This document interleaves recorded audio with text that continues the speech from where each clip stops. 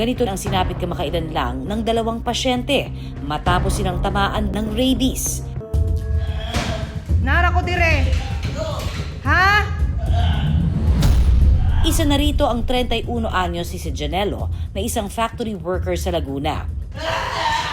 Ayon sa report, nakagat daw si Janelo ng alagang aso ng kapatid noong August 2024. Pero ang problema, isang beses lang siya nakapagpabakuna ng anti-rabies at hindi na muling nasundan pa. Pinapollow up po naman po na next schedule mo na. Busy nga daw po, sayang naman daw po yung kikitain niya. Ayon sa report, 9 na buwan matapos makagat ng aso, nilagnat si Janelo noong May 15 at namatay noong May 18.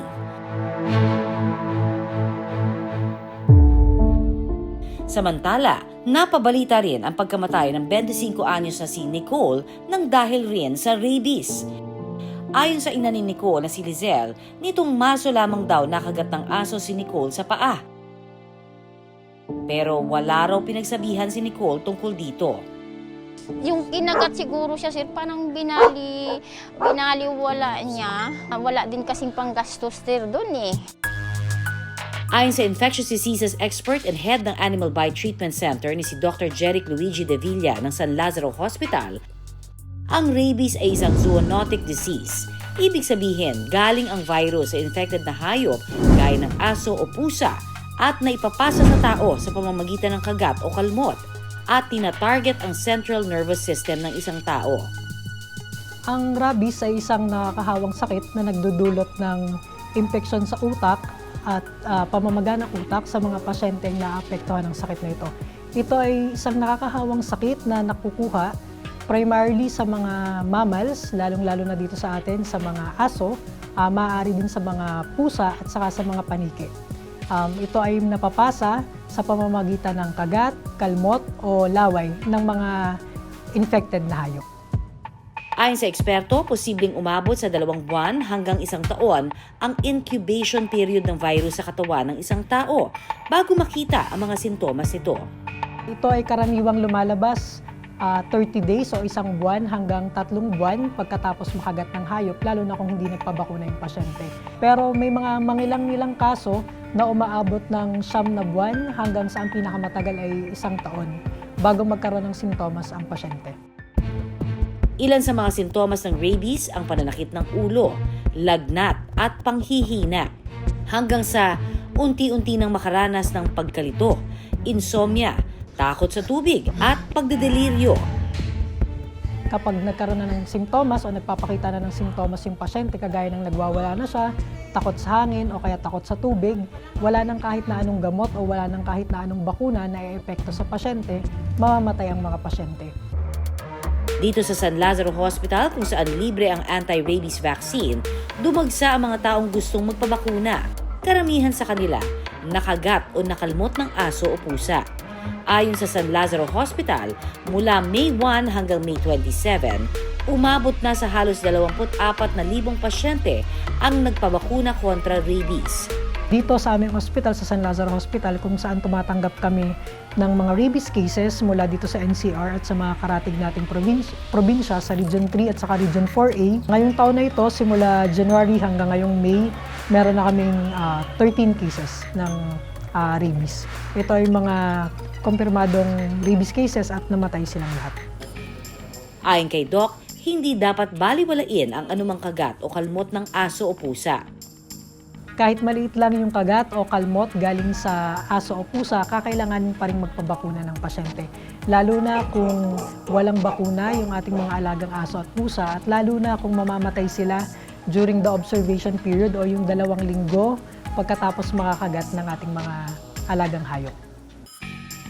Mali rin daw na paduguin ang sugat sakaling makagat ng hayop.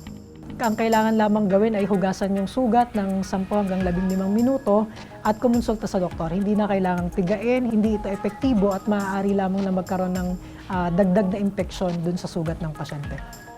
At ang pinakamahalaga, pumunta agad sa pinakamalapit na mga Animal Bite Treatment Center o ospital sa inyong lugar para magpabakuna.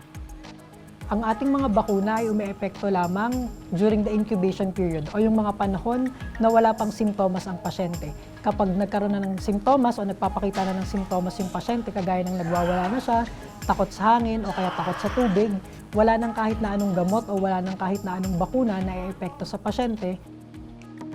Ayon kay Doc, 3 dosage ng bakuna ang ibinibigay sa mga pasyenteng nakagat ng aso o pusa.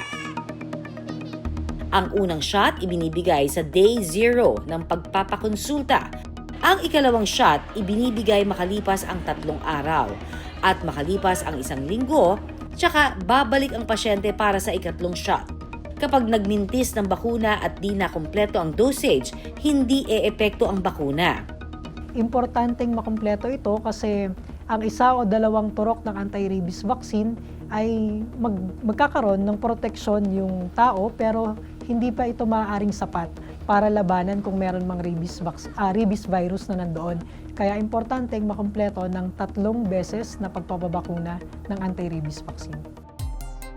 Sa ilalim ng Animal Bite Treatment Package ng PhilHealth, nasa 5,850 pesos ang coverage para sa post-exposure prophylaxis o pangontra sa rabies. Mga kapuso, may ilang lokal na pamahalaan na may libreng bakuna kontra rabies. Sakaling makagat ng aso o pusa, pumunta sa Animal Bite Treatment Center sa inyong lugar o kaya sa pinakamalapit na pampublikong ospital.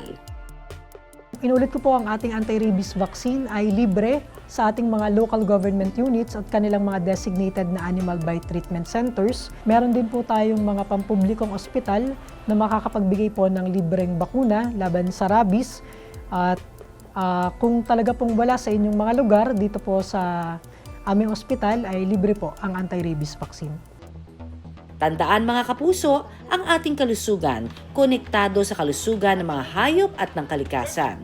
Kaya dapat panatilihing malusog at protektado laban sa sakit ang ating mga alagang hayop tulad ng aso para tayo ligtas din mula sa rabies.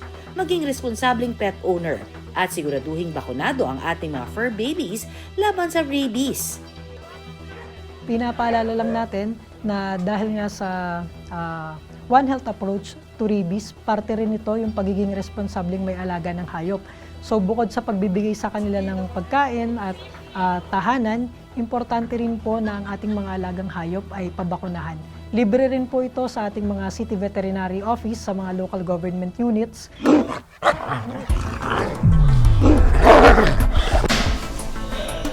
Paulit-ulit na paalala ng mga eksperto, ang rabies ay nakamamatay. Pero kung alam ang dapat gawin, pwede itong maiwasan.